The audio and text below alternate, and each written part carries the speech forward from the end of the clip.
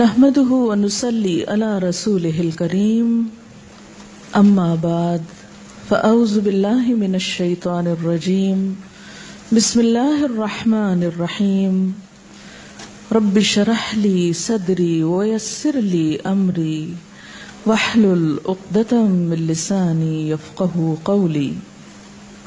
اللہ تعالیٰ کا لاکھ لاکھ شکر ہے جس نے ہمیں اسلام کی نعمت سے نوازا، زندگی گزارنے کے بہترین طریقے ہمیں سکھائے، مختلف اوقات اور مختلف مواقع پر کی جانے والی عبادات، اس کے بارے میں بھی واضح ہدایات اپنی کتاب اور اپنے حبیب محمد صلی اللہ علیہ وسلم کی سنت کے ذریعے ہم کو عطا کی۔ ہم سب جانتے ہیں کہ دین اسلام ایک وے آف لائف ہے، طریقہ زندگی ہے۔ یہ وہ طریقہ ہے جو اللہ نے اپنے بندوں کے لیے بھیجا ہے۔ اس طریقے کو اختیار کرنے والے، اس طریقے کو بنانے والے خود انسان نہیں، یعنی یہ طریقہ ڈیوائز کرنے والا خود اللہ رب العزت ہے۔ لہذا کوئی بھی کام جسے ہم اسلام کے نام پر کریں گے، دین کے نام پر کریں گے، اس کام کے لیے ضروری ہے کہ ہمارے پاس واضح ہدایات، انسٹرکشنز، تعلیمات اللہ کی طرف سے موجود ہوں، واضح دلائل سامنے ہوں۔ واضح دلائل میں دو بڑی چیزیں آتی ہیں، ایک قرآن حکیم ہے کہ کسی بھی کام کے کرنے کے لیے قرآن حکیم سے رہنمائی حاصل ہو، یا پھر حضور صلی اللہ علیہ وسلم کا طریقہ کہ کسی بھی کام کو آپ نے کس طرح کیا، اس کے بارے میں آپ نے کیا فرمایا۔ چونکہ یہ ماہ شعبان ہے، یہ بھی بابرکت مہینوں میں سے ایک مہینہ ہے، تو ہم دیکھیں گے کہ اس کے بارے میں قرآن حکیم اور سنت نبوی صلی اللہ علیہ وسلم میں کیا ارشادات ملتے ہیں کہ اس مہینے میں ہم کو کیا کرنا چاہیے۔ اب دیکھیے کہ عبادت کی اصل غرض کیا ہوتی ہے، اللہ تعالیٰ کی خوشنودی حاصل ہو، اور اس کو خوش کرنے کے لیے وہی کام کرنا ہے جو اس کو پسند ہے، یا اس نے بتایا ہے، یا اس کے ہاں وہ قبول ہو جائے، کیونکہ اجر اور ثواب ہم کو وہاں سے چاہیے، کسی انسان سے نہیں۔ یعنی دین کے نام پر ہم جو کچھ بھی کریں گے اس کا اجر اور ثواب اللہ تعالی سے امید رکھیں گے۔ لہذا ہمارے ہر کام کے پیچھے نیت اس کی رضا ہو اور طریقہ اس کے بتائے ہوئے قاعدوں کے مطابق ہو۔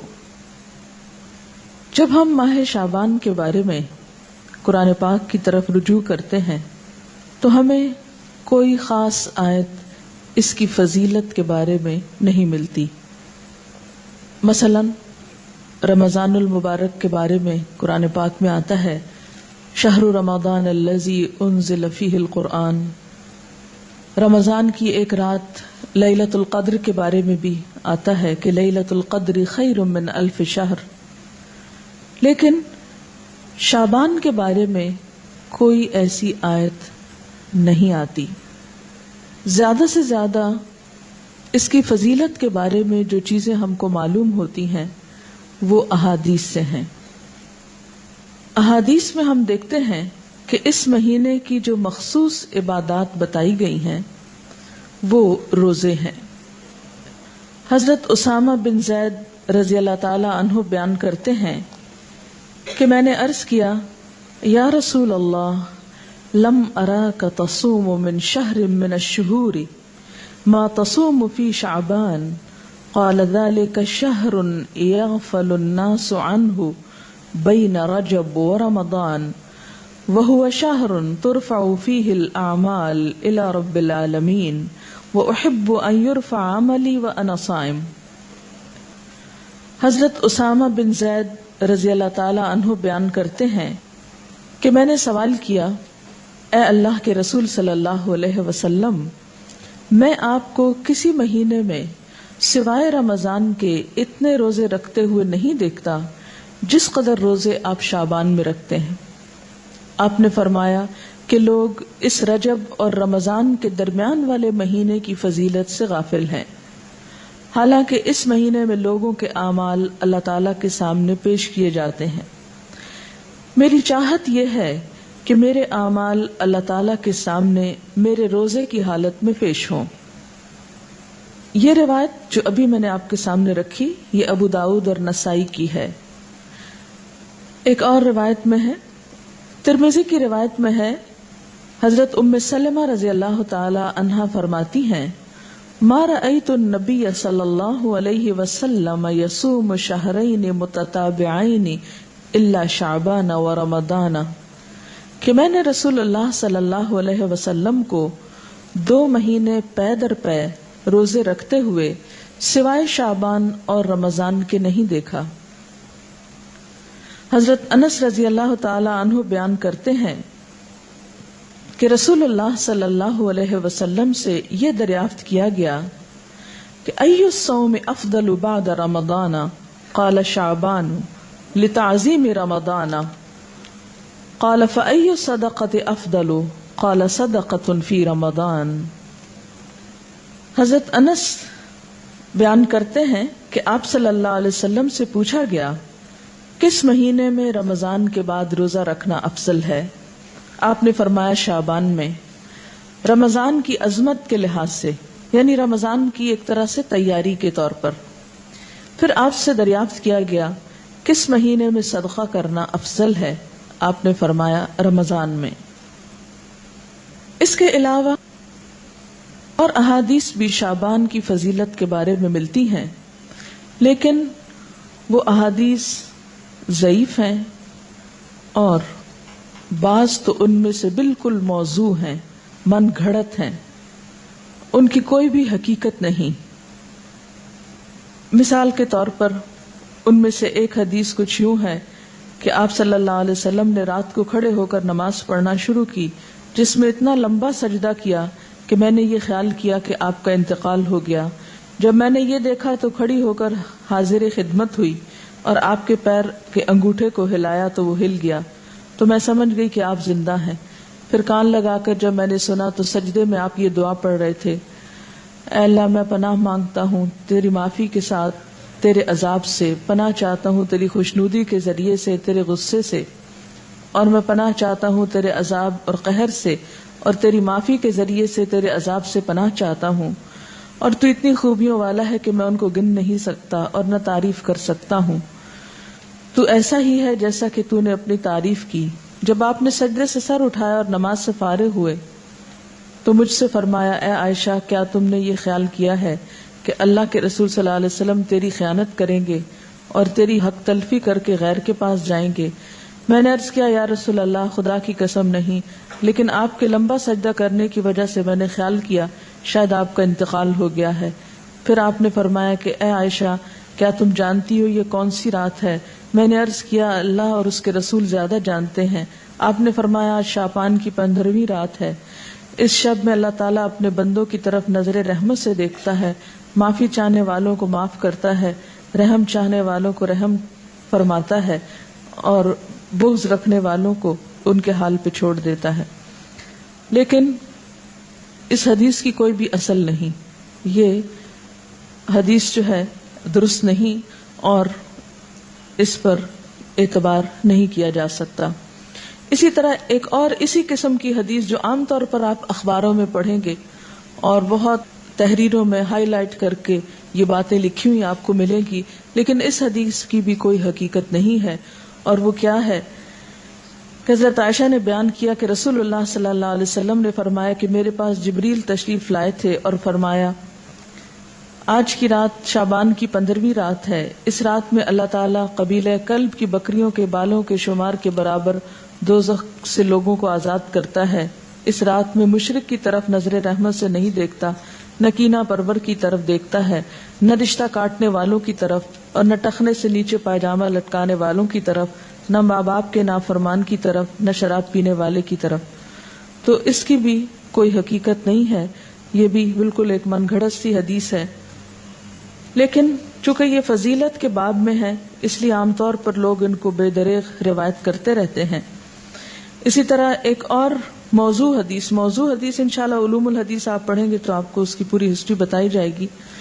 موضوع حدیث ایک اور بھی ہے کہ آپ صلی اللہ علیہ وسلم نے فرمایا جو شخص 15ویں شعبان کی رات میں 100 رکعتیں پڑھتا ہے تو اللہ تعالیٰ اس کی طرف 100 فرشتے بھیجتا ہے، 30 اسے جنت کی خوشخبری دیتے ہیں، 30 اسے آگ کے عذاب سے امن دیتے ہیں اور اسے دنیا کی بلاؤں سے دور رکھتے ہیں، اور 10 اسے شیطان کے دھوکے سے دور رکھتے ہیں۔ یہ بھی بالکل من گھڑت حدیث ہے اور ناقابل اعتبار۔ اسی طرح ایک اور روایت بیان کی جاتی ہے کہ شعبان کی 15ویں رات میں جو شخص 12 رکعت نماز پڑھے گا، ہر رکعت میں قل هو اللہ 30 مرتبہ، وہ نہیں مرے گا تا وقت اپنا ٹھکانہ جنت میں نہ دیکھ لے۔ از اٹ پاسبل کہ کوئی شخص یعنی جنت دنیا میں دیکھ لے؟ کیونکہ حدیث میں آتا ہے کہ وہ ایسی جگہ ہے کہ کسی آنکھ نے اس کو دیکھا ہی نہیں، کوئی دماغ اس کا تصور نہیں کر سکتا، خواب میں بھی کوئی نہیں دیکھ سکتا، تو کہاں یہ کہ وہ دیکھ لے۔ یہ بالکل من گھڑت سٹوری ہے اور ناقابل اعتبار۔ اور اس کی سفارش اس کے گھر کے 10 جہنمیوں کے بارے میں قبول کی جائے گی۔ آپ خود سوچیں ذرا اس کی حقیقت پر کہ ایک شخص ساری زندگی 5 وقت نماز پڑھتا ہے، صدقہ خیرات کرتا ہے، جھوٹ سے بچتا ہے، حرام سے بچتا ہے، اس کے بارے میں تو کوئی ایسی خوشخبری نہیں سنائی گئی، اور کہاں یہ کہ ایک شخص ایک رات میں کھڑے ہو کر ایک رکعت میں 30 دفعہ قل هو اللہ پڑھ لے اور اس کے لیے اتنی بڑی بشارتیں کہ وہ دنیا میں ہی جنت دیکھ لے اور 10 گھر والوں کو بچا لے کہ جن کے بارے میں جہنم کا فیصلہ ہو چکا۔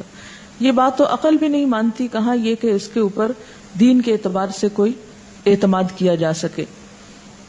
پھر اسی طرح ایک اور موضوع حدیث ہے، شعبان کی 15ویں تاریخ کا روزہ 120 سال کے روزے کے برابر ہے۔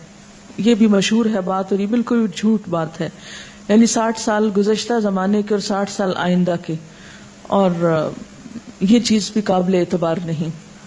تو جو صحیح روایات سے ہم کو پتہ چلتا ہے شعبان کے بارے میں وہ کیا ہے کہ اس مہینے میں روزوں کی فضیلت ہے، یعنی ایک برکت والا مہینہ ہے، رمضان کی ابتدا ہے، رمضان کی تیاری ہے، اور کثرت سے نفلی روزے رکھنے چاہیے۔ ہاں 15 شعبان کے بعد نفلی روزوں سے بھی روکا گیا ہے تاکہ رمضان کے لیے کمزوری نہ ہو اور رمضان کے روزے چھٹنے کا اندیشہ نہ ہو۔ ایک آیت جو عام طور پر اس رات کے بارے میں قرآن پاک سے کوٹ کی جاتی ہے وہ سورۃ الدخان کی یہ آیت ہے، انا انزلناہ فی لیلۃ مبارکۃ انا کنا منذرین فیہا یفرق کل امر حکیم امرا من عندنا انا کنا مرسلین رحمتا من ربک انہ هو السمیع العلیم۔ ترجمہ ہے اس کا، بے شک ہم نے اسے برکت والی رات میں اتارا ہے، بے شک ہم خبردار کرنے والے ہیں، اس میں بانٹا جاتا ہے ہر حکمت والا کام ہمارے پاس کے حکم سے، بے شک ہم بھیجنے والے ہیں تمہارے رب کی طرف سے رحمت، بے شک وہی سنتا جانتا ہے۔ یہ آیات مکہ معظمہ میں نازل ہوئیں، واقع معراج سے قبل نازل ہوئیں۔ اس وقت 5 وقت نماز بھی فرض نہیں ہوئی تھی، روزے ویسے ہی 2 ہجری میں فرض ہوئے، اور مکہ میں بقی نام کا کوئی قبرستان تک نہ تھا، لہذا جو یہ بات مشہور کی گئی کہ اس رات میں فیصلے ہوتے ہیں، اور حضور صلی اللہ علیہ وسلم سے وہ ایک بہت بڑی روایت منسوب ہے کہ آپ صلی اللہ علیہ وسلم بقی والوں کے پاس رات کے وقت گئے اور وہاں پر آپ نے ان کے لیے دعائے مغفرت کی، تو اس کی کوئی بھی حقیقت نہیں ہے۔ بات یہ ہے کہ یہ آیت کیا بتاتی ہے، اس کی وضاحت دیکھیے، اس میں کیا لکھا ہے۔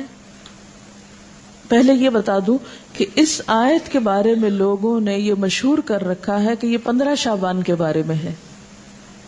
یعنی سورۃ دخان کی یہ آیتیں عام طور پر آپ دیکھیں گے کہ ٹیلی ویژن میں 15ویں شب کو مختلف پروگرامز کے شروع میں کوٹ کی جاتی ہیں، پڑھی جاتی ہیں، اور لوگوں کو اس آیت کے ریفرنس سے یہ بتایا جاتا ہے کہ یہ 15 شعبان ہے.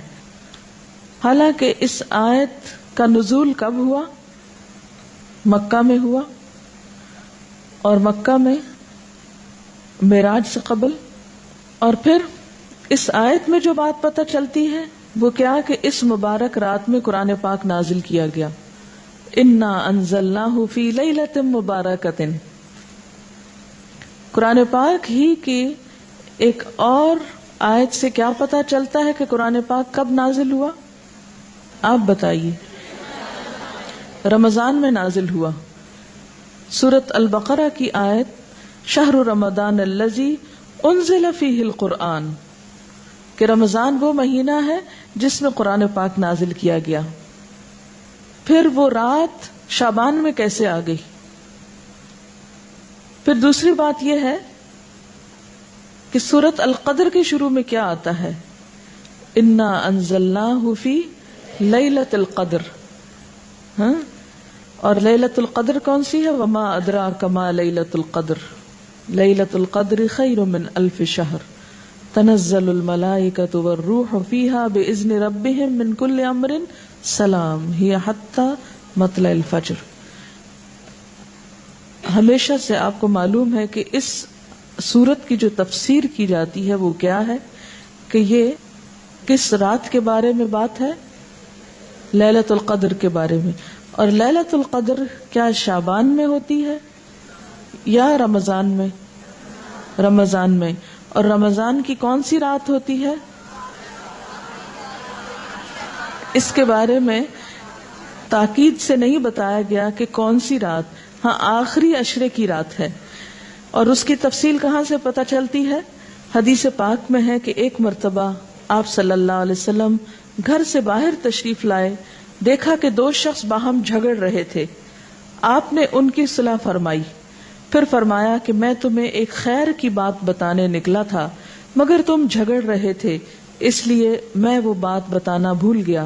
صرف اتنا یاد ہے کہ وہ بات یہ تھی کہ وہ رات کب ہے. یعنی میں یہ بتانے کو آ رہا تھا کہ لیلۃ القدر کب ہے، لیکن تمہارے جھگڑے کی وجہ سے وہ مجھ کو بھول گئی. اب مجھے یاد نہیں، بس اتنا یاد رہ گیا کہ وہ برکت والی رات رمضان المبارک کی آخری 5 طاق راتوں میں سے ایک تھی. اب تم اس کو 21، 23، 25، 27 اور 29ویں راتوں میں تلاش کرو. یہ بخاری کی روایت ہے. آپ صلی اللہ علیہ وسلم اس رات کو پانے کے لیے رمضان کے آخری عشرے کا اعتکاف فرمایا کرتے تھے. یہ بھی بخاری کی روایت ہے. تو اس سے کیا پتہ چلتا ہے کہ لیلۃ القدر، قدر سے مراد کیا ہے؟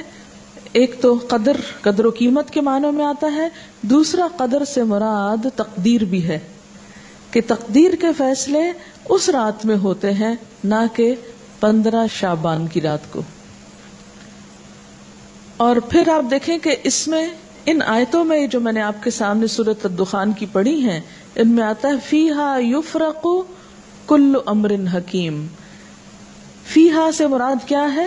اس رات میں یفرق تقسیم کیے جاتے ہیں، کل امر سب کام، حکیم حکمت والے، یعنی ہر قسم کے فیصلے اس رات میں فرشتوں کے حوالے کیے جاتے ہیں، ان کو دے دیے جاتے ہیں.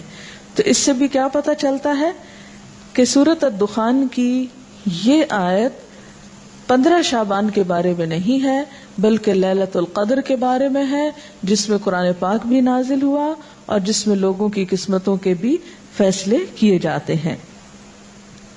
پھر اسی طرح یہ بات ہے کہ عام طور پر یہ کہا جاتا ہے، یعنی شعبان کے مہینے میں جو مختلف کام ہوتے ہیں ان کی تھوڑی سی حقیقت بتانا چاہوں گی کہ ہمارے ہاں جو چیزیں مشہور ہیں ان کی اصل کیا ہے.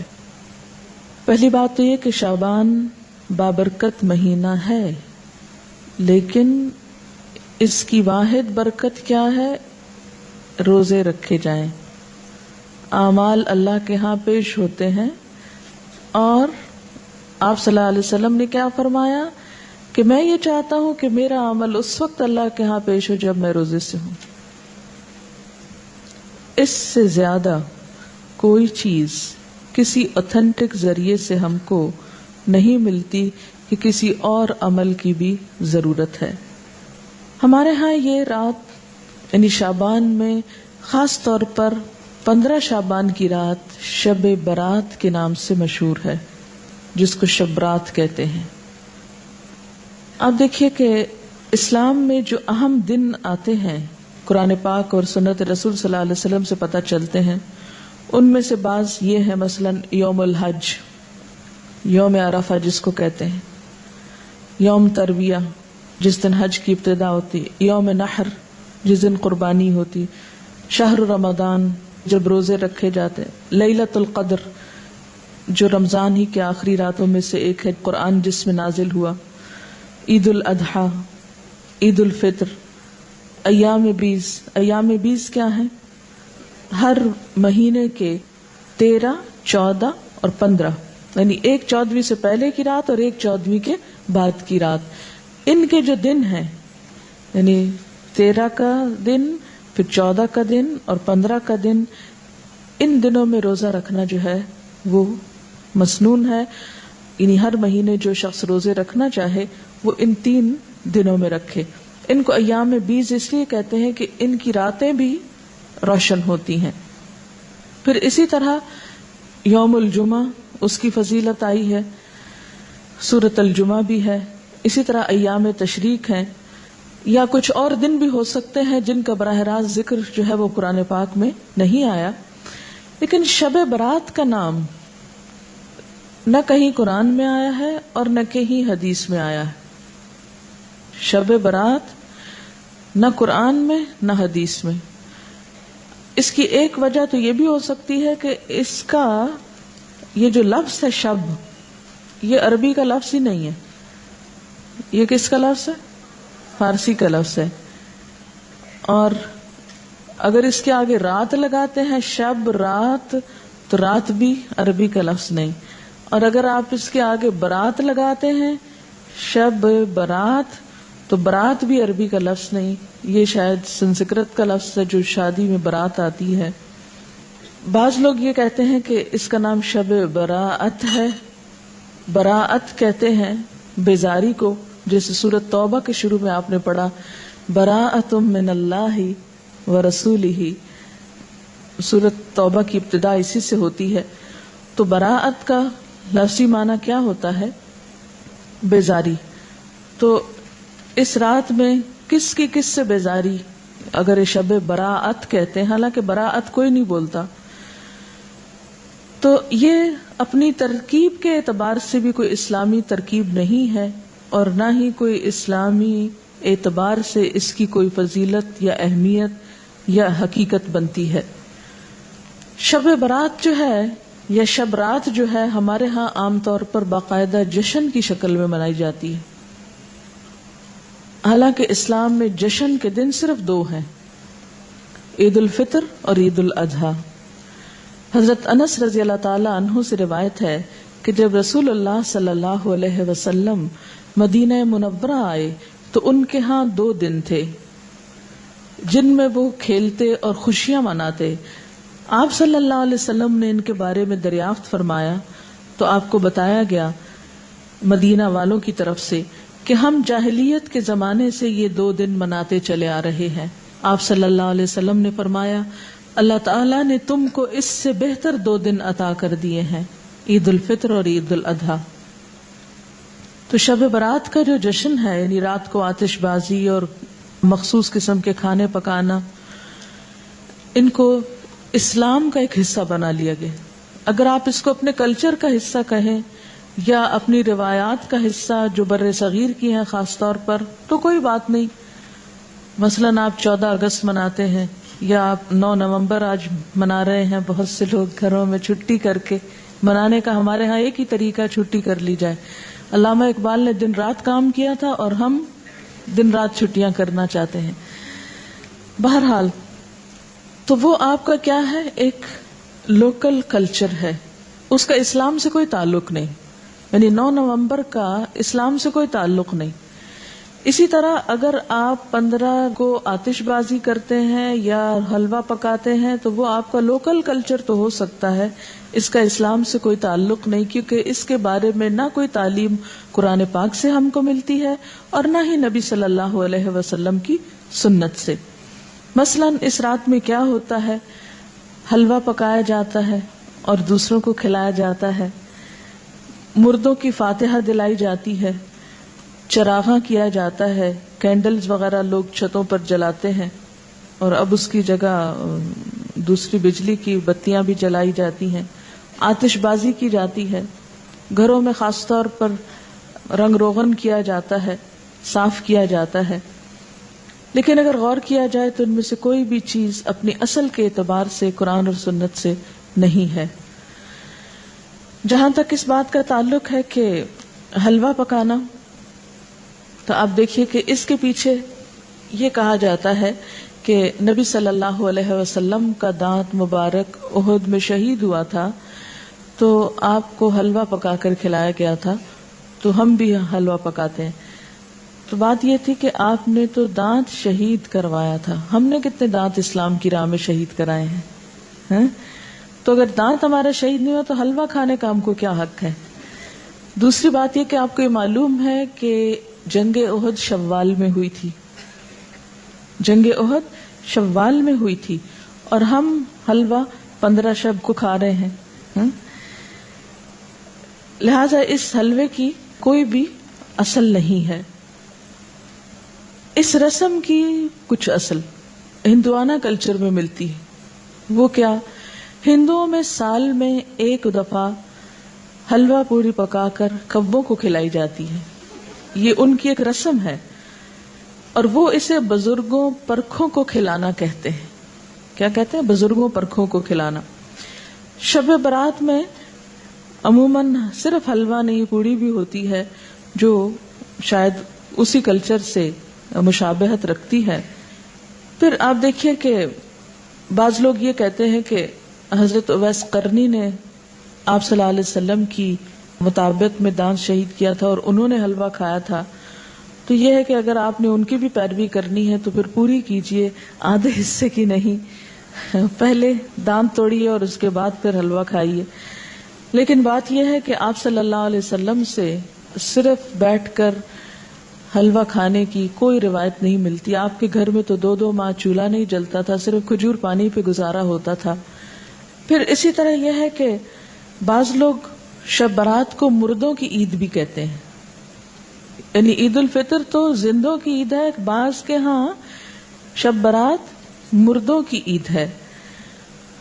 ان کا خیال یہ ہے کہ اگر کوئی شخص شبرات سے پہلے مر جائے تو جب تک شبرات میں حلوہ پوری اور چپاتی پر اس کی فاتحہ نہ کی جائے وہ مردوں میں شامل نہیں ہوتا، اور نہ اس کے کنبے میں پہلا تہوار منایا جاتا ہے. یعنی رواج کیا ہے کہ جب کوئی فوت ہو جائے تو پہلا تہوار یہ منایا جائے، پھر اس کے بعد کوئی شادی رکھی جائے یا کوئی اور خوشی کا موقع. تو یہ مردے کی پہلے عید کی جائے پھر اپنی عید. آپ نے دیکھا ہوگا کہ اگر کسی کا کوئی رشتہ دار عید سے پہلے فوت ہو جائے تو وہ لوگ عید نہیں مناتی. ہے ہمارے ہاں کتنی عام ہے یہ بات نا. حالانکہ افسوس جو ہے اس کی مدت تو سوائے شوہر کے 3 دن مقرر کی گئی. پھر اسی طرح یہ ہے کہ ان کے ہاں، ہندوؤں کے ہاں اگر کوئی فوت ہو جائے تو یہ پرکھوں کو کھلانے والے واقعے سے پہلے نہ کوئی شادی بیاہ رکھتے ہیں اور نہ ہی کوئی اور خوشی کا موقع. اور اسی طرح یہ ہے کہ اگر کوئی شخص یہ نہ کرے تو اس کو اپنی برادری سے نکال دیتے ہیں. یہ بھی ہندوؤں کے ہاں ہے. جب تک وہ برادری والوں کو روٹی نہ کھلائے یا یہ حلوہ پوری نہ کھلائے اس وقت تک اسے برادری میں شامل نہیں کرتے، کیونکہ ان کے ہاں ذات پات اور برادری سسٹم بہت اسٹرانگ ہے. تو انہی کے اس کلچر سے متاثر ہو کر ہمارے ہاں بھی مردوں کی عید کے نام سے شبرات کو حلوہ پوری پر فاتحہ جو ہے ان کے لیے دی جانے لگی. ان کے ہاں یہ بھی خیال کیا جاتا ہے کہ جب تک یہ رسم ادا نہ ہو انسان مردوں میں شریک نہیں ہوتا، وہ معلق رہتا ہے. اب آپ دیکھیں کہ جو لوگ یہ رسم نہیں کرتے ان کے تو سب مرنے والے اب تک لٹک رہے ہیں کہیں اور وہ مردوں میں شریک نہیں ہوئے. یہ کتنی نان سینس قسم کی بات ہے. کیا کوئی دین اس قسم کی تعلیمات دے سکتا ہے؟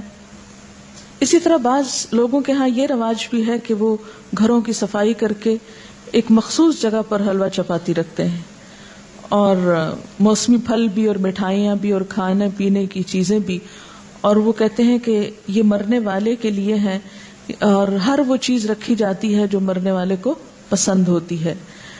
اور بعض اوقات لوبان اور اگربتی وغیرہ جلا کر بھی اس کو مزید بارونق کیا جاتا ہے.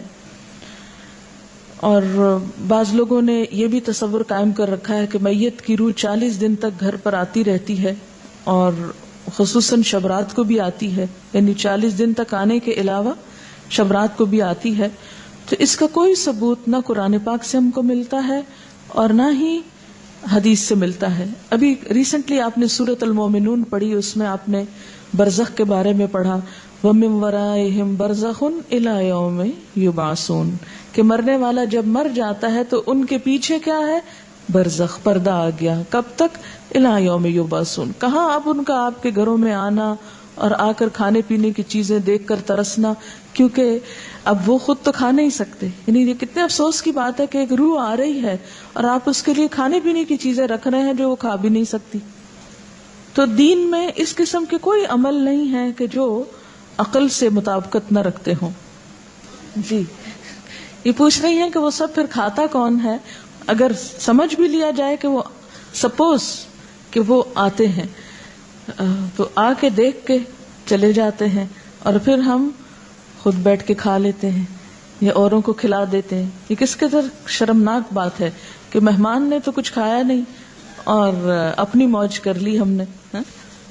اور بعض لوگ اس کی دلیل جو روحوں کے آنے کی کہتے ہیں کہ قرآن پاک میں بھی روح کا لفظ آیا ہے, اور حالانکہ آپ جتنی آیتیں بھی اس ضمن میں پڑھ چکے ہیں وہ حضرت جبریل علیہ السلام کے بارے میں ہے یا وحی کے بارے میں ہے.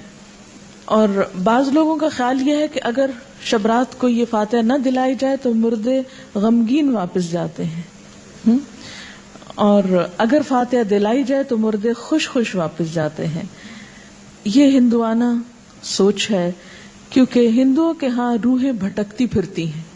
انشاءاللہ آپ کو لیٹر آن یہ 3 بڑے مذاہب جو بر صغیر سے متعلق ہیں, ہندوازم اور بدھزم اور سکھوں کے بارے میں انشاءاللہ کچھ لیکچرز دلوائے جائیں گے. یہ ہم آخر میں بالکل کرتے ہیں, اور اس وقت جب آپ قرآن پاک تقریباً پڑھ چکے ہو, تاکہ آپ جب وہ سنیں تو قرآن کو کمپیئر کر سکیں کہ ان باتوں کی تردید قرآن میں کس کس طریقے سے ہوتی ہے. پھر آپ کے اپنے اندر بھی ایک میزان پیدا ہو جاتا ہے نا. اگر ہم ابھی آپ کو سنا دیں تو شاید آپ کو وہ ایک معلومات سے زیادہ کوئی چیز نہ لگے. تو ہندوؤں کے ہاں یہ سمجھا جاتا ہے کہ روحیں بھٹکتی پھرتی ہیں, اور ان کے خیال میں تو بعض اوقات وہ دشمنوں سے انتقام بھی لیتی ہیں, لیکن قرآن پاک سے اور حضور صلی اللہ علیہ وسلم کی سنت سے کہیں ثابت نہیں.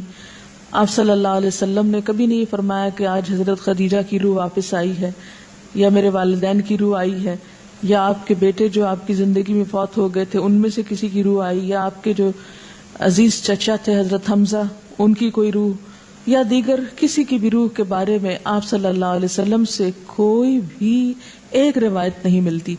زیادہ سے زیادہ جو ملتا ہے یہ سورۃ المومنون کی آیت ہے جو کیا بتاتی ہے کہ مرنے والوں کے پیچھے وَمِن وَرَائِهِمْ بَرْزَخٌ إِلَى يَوْمِ يُبْعَثُونَ. اور برزخ کا لفظی معنی کیا ہے؟ پردہ, اوٹ, حجاب, آڑ, کہ اب وہ ادھر نہیں آ سکتے, ہم ادھر نہیں جا سکتے, وہ ادھر نہیں آ سکتے. یہی تو اصل جدائی ہے, ورنہ سینسز ہمارے اندر بھی ہیں اور سینسز ان کے اندر بھی ہیں. موت اس چیز کا نام نہیں کہ سینسز ختم ہو گئے, سینسز ان کے بھی موجود ہیں اور ہم لوگ بھی جیتے جاگتے ہیں. موت آپ یوں سمجھ سکتے ہیں کہ جیسے ایک یہ کمرہ ہے, اس وقت ہم یہاں بیٹھے, اور ایک ساتھ والا کمرہ ہے, اور ان دونوں کے بیچ میں ایک دیوار ہے. اس کا دروازہ کھلتا ہے تو ایک شخص ادھر چلا جاتا ہے. موت کا بھی یہی ہوتا ہے کہ وہ ایک مخصوص گیٹ کھلتا ہے اور انسان اس دنیا سے رخصت ہو کے دوسری دنیا میں چلا جاتا ہے. موت فنا کا نام نہیں, موت صرف انتقال ہے, ایک جگہ سے دوسری جگہ جانے کا نام ہے. یہاں بھی انسان خوشی غم محسوس کرتا ہے اور برزخ میں بھی انسان خوشی غم محسوس کرتا ہے. دنیا میں خوشی غم کے اسباب اور ہوتے ہیں، برزخ میں خوشی غم کے اسباب انسان کے اعمال ہوتے ہیں. وہاں ان کو خوشیاں ملتی ہیں جو اچھے عمل کر جائیں، یا ان کے پیچھے ان کی اولاد کوئی اچھے کام کرے، یا صدقہ جاریہ کے کچھ کام چھوڑ جائیں تو وہ ان کی خوشیوں کا سبب ہوتے ہیں.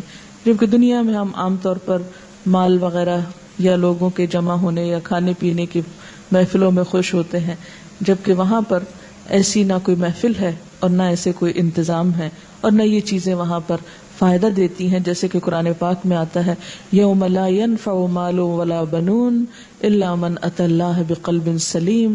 اس دن نہ مال اور نہ بیٹے کچھ بھی کام نہیں آئے گا سوائے اس کے جو قلب سلیم یعنی سلامت دل لے کر آیا کہ جس میں صرف اللہ کی ذات جمی ہوئی ہو. اسی طرح یہ ہے کہ ہمارے ہاں چراغاں اور آتش بازی کی جاتی ہے، لائٹننگ کی جاتی ہے. یہ بھی بیسیکلی ایک ہندوانہ رسم ہے، اور اگر ہندوانہ نہ بھی ہو ہمیں اس سے بھی کوئی نہیں کہ کس کی ہے اور کس کی نہیں، اس لیے کہ صرف ہندو نہیں تو دنیا بھر میں اب آتش بازی کے شو جو ہیں وہ دیکھے جا سکتے ہیں. اسلامکلی ایسی چیزوں کو بہت پروموٹ کرنا، تھوڑا بہت روشنی اور تھوڑی بہت ایسی چیز اعتدال میں، تو وہ کسی حد تک آپ کہہ سکتے ہیں. مثلا شادی کے موقع پر اگر اعلان کرنا ہے، کیونکہ لازم ہے نکاح کا اعلان کرنا، تو اس کے لیے اگر کچھ تھوڑی بہت روشنی کر لیتا ہے حدود کے اندر رہتے ہوئے تو کوئی حرج نہیں. لیکن جس ملک کا حال یہ ہو کہ اس کی فیکٹریاں آدھا دن بند رہتی ہوں صرف اس لیے کہ بجلی نہیں، وہاں ایک رات میں اتنی بجلیاں ضائع کر دینا. خصوصاً میں کراچی میں دیکھتی ہوں کہ راتوں کو جو فنکشنز ہوتے ہیں ان میں بے تحاشا بجلی صرف کی جاتی ہے، اور بعض اوقات محض نمائش کے لیے. یہ کس قدر اسراف ہے. دن میں فیکٹریز میں کام کرنے کے لیے بجلی نہیں، اور وہی بجلی ہم محض رات کو دل کی خوشی کے لیے ضائع کر بیٹھتے ہیں. یہ ایک قومی نقصان بھی ہے، اور اللہ کے ہاں بھی اس کی پوچھ ہوگی کہ اتنا اسراف آخر کیوں. ہر چیز اپنی حدود کے اندر ہی اچھی ہے اور ایک لمیٹڈ ٹائم میں ہی اچھی ہے. اس سے بڑھ جانا جو ہے وہ دنیا اور آخرت دونوں میں نقصان دیتا ہے.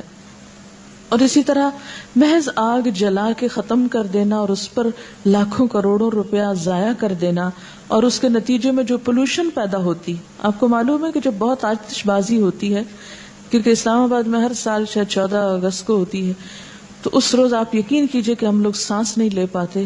قریبی جو ایک بہت بڑا پارک ہے فاطمہ جناح پارک، تو اس میں ہوتا ہے، اور اس قدر گھروں تک دھواں آ جاتا ہے کہ کھڑکی آپ کھولیں تو آپ کا دم گھٹنے لگتا ہے.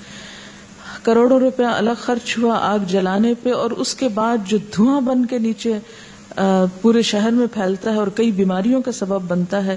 مجھے نہیں سمجھ میں آتا یہ کون سی قومی خدمت ہے.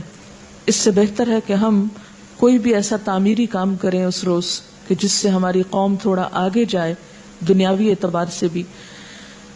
بہرحال اپنے خون پسینے کی کمائی کو آگ جلا کر اڑا دینے میں اور لوگوں کو اذیت دینے میں اور محض وقتی صرف ایک ایکسائٹمنٹ میں خرچ کر دینا اسلام کی روح سے میل نہیں کھاتا.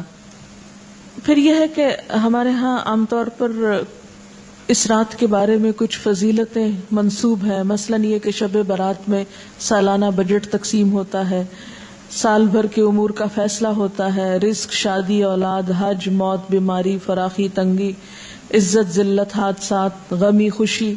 اس رات بعض لوگوں کو مردوں میں لکھ دیا جاتا ہے. تو یہ سب باتیں جو ہے من گھڑت ہیں، ان میں سے کسی ایک چیز کی بھی حقیقت نہیں. یہ سب کچھ لیلۃ القدر تقدیر کی رات میں ہوتا ہے، نہ کہ شعبان کی 15 رات میں. اور اسی طرح بعض روایات میں لوگوں کے ہاں یہ مشہور ہے کہ جس طرح زمین پر مسلمانوں کی 2 عیدیں ہیں، اسی طرح ملائکہ کی 2 عیدیں ہیں، شب برات اور لیلۃ القدر. یہ بھی بالکل من گھڑت بات ہے. اور بعض لوگوں نے یہ روایت بھی گھڑ رکھی ہے کہ جس طرح بارش بادل کے بغیر نہیں برستی، اسی طرح جو شعبان میں گناہوں سے پاک نہ ہو وہ رمضان میں بھی پاک نہیں ہو سکتا. تو یہ بات بھی ایک عقل میں نہ آنے والی بات ہے.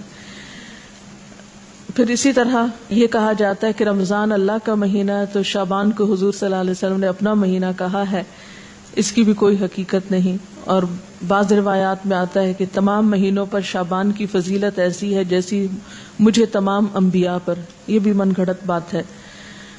اور شعبان کی 15ویں رات قیام کرو اور دن کو روزہ رکھو، کیونکہ اللہ تعالیٰ اس دن آسمان دنیا پہ تجلی فرما کر کہتا ہے کہ ہے کوئی بخشش مانگنے والا کہ اسے بخش دوں.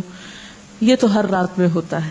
صحیح حدیث سے کیا پتہ چلتا ہے کہ ہر رات اللہ تعالیٰ آسمان دنیا پہ نزول فرماتے ہیں اور یہی فرماتے ہیں کہ ہے کوئی بخشش مانگنے والا کہ میں اسے بخش دوں، ہے کوئی مصیبت زدہ کہ میں اس کی مصیبت دور کروں. اس کے لیے صرف 15 رات مخصوص نہیں ہے. پھر اسی طرح بعض لوگوں نے یہ بھی مشہور کر رکھا ہے کہ جو شعبان کے 3 روزے رکھتا ہے اس کے سب گناہ معاف ہو جاتے ہیں اور اس کی روزی میں برکت دی جاتی ہے، اور اس کی بھی کوئی حقیقت نہیں ہے. یہ کیسے ہو سکتا ہے؟ سال بھر انسان گناہ کرے اور صرف شعبان کے 3 روزے رکھ کے سب کچھ درست کر لے. اسلام شارٹ کٹ نہیں، اسلام چند ریچولز کی ادائیگی کا نام نہیں. اسلام ایک وے آف لائف ہے، طریقہ زندگی ہے. اس میں اللہ کے حقوق بھی ہیں اور بندوں کے حقوق. یہ کس طرح ہو سکتا ہے کہ ایک شخص دوسروں کے حقوق پہ ڈاکہ ڈالے، کسی کو تانے دے، کسی کی چغلی کرے، کسی کے گھر میں آگ لگوائے، کسی کو ستائے، کسی کو مارے اور حرام خوری کرے، اور پھر اس طرح کے چند کام کر کے، حلوے پکا کے کھا کے اور چند اور ریچولز ادا کر کے یہ سمجھے کہ اس کے دین کی ساری ذمہ داری پوری ہو گئی؟ ایسی کوئی چیز قرآن کی روح سے تو ہم کو معلوم نہیں ہوتی. پھر اسی طرح یہ ہے کہ بعض لوگ 15 شب کو جاگتے ہیں اور صبح روزہ رکھتے ہیں، اور ان کے نزدیک یہ رات کو جاگنا اور صبح روزہ رکھنا جو ہے یہ سارے گناہوں کی معافی کا ذریعہ ہے.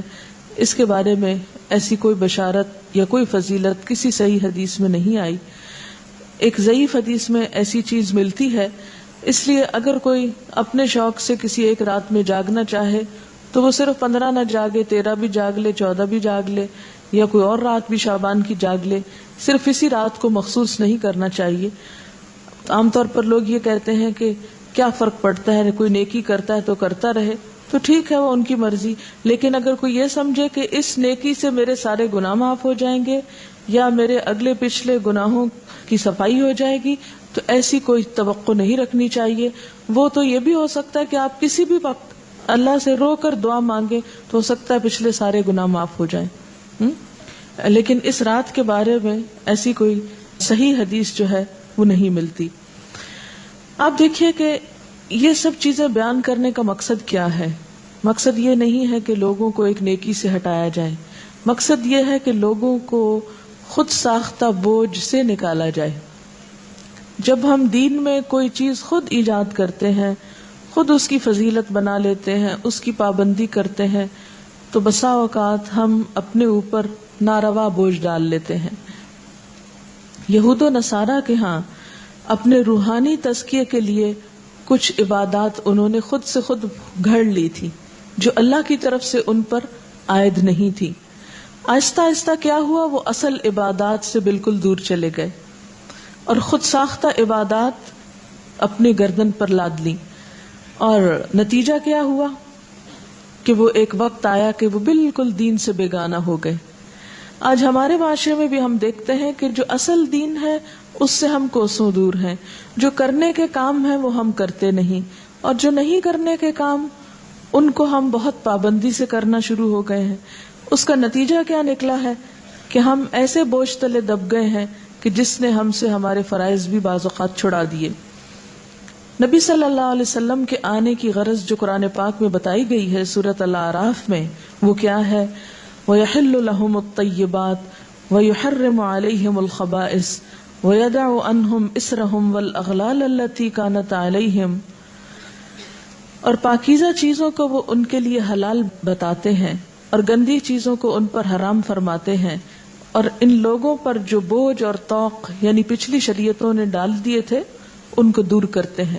تو نبی صلی اللہ علیہ وسلم نے پچھلی شریعتوں کی سب من گھڑت عبادات کو ختم کر دیا اور صاف ستھرا قابل عمل دین ہمارے لیے چھوڑا، کہ جس میں دن میں 5 نمازیں فرض ہیں تو سال میں 1 رمضان کے روزے فرض ہیں، اور ایک مرتبہ صاحب حیثیت لوگوں پر زکوٰۃ فرض ہے سال میں، اور زندگی میں ایک مرتبہ حج فرض ہے صاحب استطاعت لوگوں پر.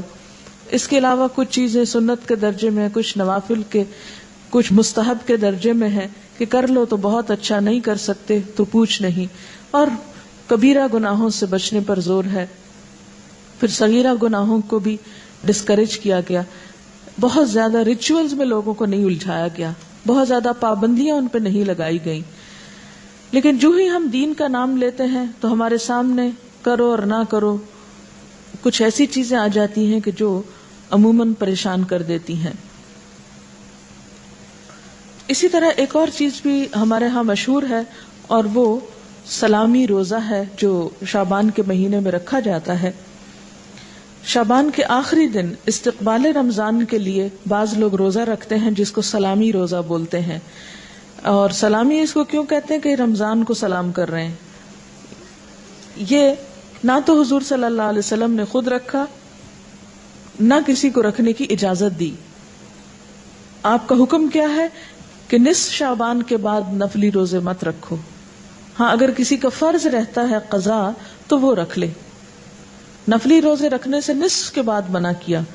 اس کی وجہ کیا ہے کہ نصف کے بعد رمضان کی تیاری مقصود ہے، کیونکہ روزے سے بہرحال کمزوری تو ہوتی ہے، تھک جاتا ہے انسان.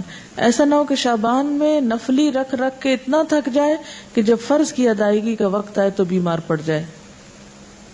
پھر اسی طرح بہت سی چیزیں صرف سنی سنائی ہیں اور آگے بیان ہوتی رہتی ہیں. اور اس کے بارے میں آپ جانتے ہیں کہ آپ صلی اللہ علیہ وسلم نے فرمایا کہ کسی شخص کے جھوٹا ہونے کے لیے اتنا ہی کافی ہے کہ وہ ہر سنی سنائی بات کو آگے بیان کرنا شروع کر دے. تو ہمیں کوئی بھی بات کسی کو بھی آگے بتانے سے پہلے ضروری ہے کہ اس کی تصدیق اور تحقیق ہو جائے تاکہ خدا کے ہاں ہم جواب دہ نہ ہوں. اور آپ نے وہ حدیث بھی پڑھ رکھی ہے کہ آپ صلی اللہ علیہ وسلم نے فرمایا من کذب علی متعمدا فلیتبوأ مقعدہ من النار، جس نے جان بوجھ کر مجھ پہ جھوٹ گھڑا اس کو چاہیے کہ اپنا ٹھکانہ جہنم میں بنا لے. اسی طرح ایک بہت مشہور بات جو شبرات سے منسلک ہے وہ آپ صلی اللہ علیہ وسلم کی جنت البقیع میں حاضری ہے. حضرت عائشہ فرماتی ہیں کہ اللہ کے رسول صلی اللہ علیہ وسلم جب میری باری کے دن میرے گھر تشریف لاتے تو جنت البقیع ضرور جاتے. ایک دن میں نے ان کا پیچھا کیا، آپ قبرستان تشریف لے گئے اور مردوں کے لیے استغفار کرتے رہے. آپ کا معمول تھا کہ ہفتہ عشرہ میں قبرستان جایا کرتے تھے، لیکن 15ویں شعبان کو خاص طور پر قبرستان جانا آپ سے کہیں بھی ثابت نہیں. یعنی یہ آپ روٹین میں جاتے تھے، مخصوص یعنی خاص طور پر 15ویں شعبان کے لیے بات نہیں آتی. جن روایات میں ہے وہ ضعیف ہیں یا موضوع روایات ہیں. اس لیے ہمارے ہاں جو عام طور پر رواج ہے کہ 15ویں شعبان کو لوگ رات کے وقت بعض اوقات قبرستان جاتے ہیں، وہاں قبروں پہ چراغاں کرتے ہیں یا خاص قسم کے عمل کرتے ہیں، تو ایسی کوئی چیز جو ہے نبی صلی اللہ علیہ وسلم کی سنت سے ثابت نہیں. جو ثابت ہے وہ کیا ہے کہ گاہے بگاہے آپ جاتے تھے، خصوصاً مرد حضرات کو جانا چاہیے. آپ صلی اللہ علیہ وسلم نے قبرستان جانے کے لیے کیا فرمایا ہے کہ کنت نہیتکم عن زیارت القبور فزوروها فانها تزہد الدنیا وتذکر الآخرہ.